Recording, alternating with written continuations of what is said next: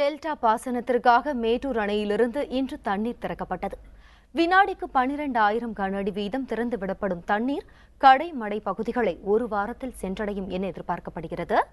இந்நிலையில் தமிழக விவசாயிகள் முன்வைக்கும் கோரிக்கைகள் என்ன என்பதை பார்ப்போம்.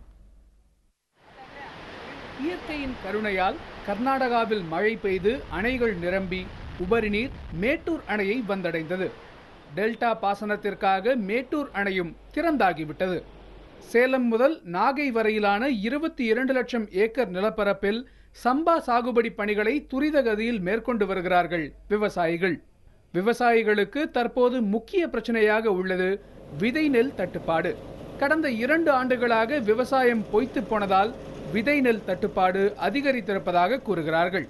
தனியார் விற்பனை நிலையங்களில் விதை நெல் கூடுதல் விலைக்கு விற்கப்படுவதாகவும் இதனால் முழு தேவைக்கான விதை நெல்லை அரசே விற்பனை செய்ய வேண்டும் என்றும் விவசாயிகள் கோரிக்கை விடுத்துள்ளனர்.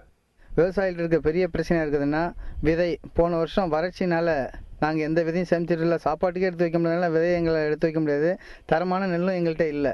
இந்த சூழ்நிலையில் அரசு எங்களுக்கு விதைகளை மானிய விலையிலையும் உரங்களையும் நல்லா தரேன்னு சொல்லி அறிவிச்சிட்டு இருக்காங்க. ஆனால் இந்த அடிப்படையில் இப்போ நாங்கள் போய் அலுவலகத்தில் வேளாண்மை அலுவலகத்தில் தொடர்ந்து கேட்டோம்னா எந்த விதமும் கையிருப்பு இல்லை அப்படின்னு அதிகாரிகளை பதில் சொல்லிட்டு இருக்காங்க. விவசாயிகள் முன்வைக்கும் மற்றொரு கோரிக்கை நிபந்தனையற்ற கடன்.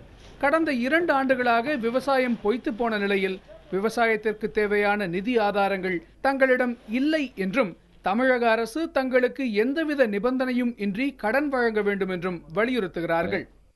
குருவை சம்பா தாளடி போயிடுச்சு, இந்த வருஷம் குருவையும் போயிடுச்சு, இதெல்லாம் பிரச்சனையாக மாறி இருக்கு விவசாயிகளுக்கு. ஆனால் அதே நேரத்தில் சென்ற ஆண்டு வாங்கிய கடனை கட்டினால்தான் கிராம கூட்டுறவு வங்கிகளில் விவசாயிகளுக்கு புதிய கடன் கிடைக்கும் என்ற நிர்பந்தம் என்பது இருக்குது. அதை தமிழக முதல்வர் தன்னுடைய நேரடி கவனத்தில் அனைத்து விவசாயிகளுக்கும் கடன் கிடைப்பதற்கான ஏற்பாடுகளை செய்ய வேண்டும் என்று கேட்கிறோம். கடந்த ஆண்டு கடனுதவி, உழவு மானியம் என்று பல்வேறு சலுகைகளை தமிழக அரசு வழங்கினாலும் அவை தங்களுக்கு முறையாக வந்தடையவில்லை என்றும் விவசாயிகள் கூறுகிறார்கள். இந்த ஆண்டு அரசு அளிக்கும் சலுகைகள் விவசாயிகளுக்கு முறையாக வந்தடைவதை அதிகாரிகள் உறுதி செய்ய வேண்டும் என்றும் விவசாயிகள் வலியுறுத்தியுள்ளனர். புதிய தலைமுறைக்காக செய்தியாளர்கள் ராஜசேகர் மற்றும் காதர் ஹுசேன்.